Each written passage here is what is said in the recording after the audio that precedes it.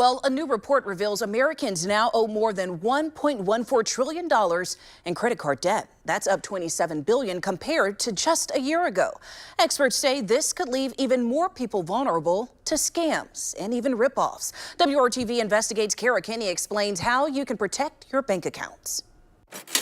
The cost of living is hitting many people hard, including Ryan Torres. Grocery, rent were my two biggest ones. He lives on the south side of Indianapolis and works as a teacher. Ryan says he started using his credit card heavily while he was student teaching with no income, but it didn't stop there. I had to get a new washer and dryer. That was my first big one.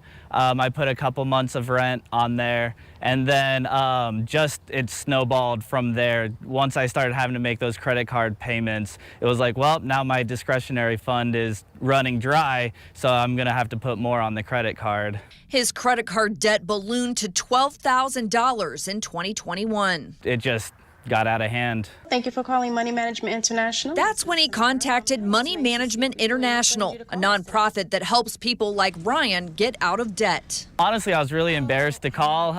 It's not an easy thing to admit that you dug yourself into a hole, but I needed help. It was that or bankruptcy, and I wasn't willing to do that.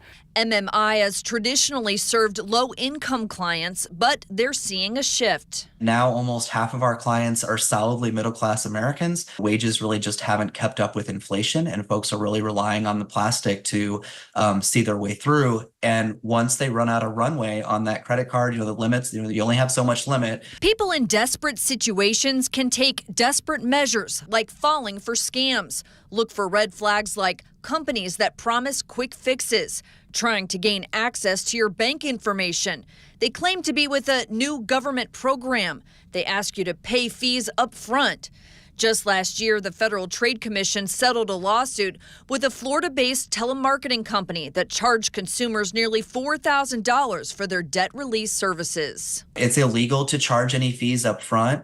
MMI works with creditors to reduce your interest rates and find monthly payments that fit your budget.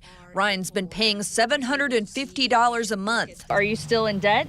I am not. This is actually my last month, my last payment. What is that like? Oh, it's amazing. It's such a good feeling knowing that I, worked my way out. Now keep in mind, debt relief scams can come in all forms. That includes texts, calls, emails, even ads on social media. Kara Kenney, WRTV. All right, other red flags include removing negative information from your credit report, urging you to get a new identity or apply for an employer identification number to use instead of your Social Security number, and no contract or one that is vague.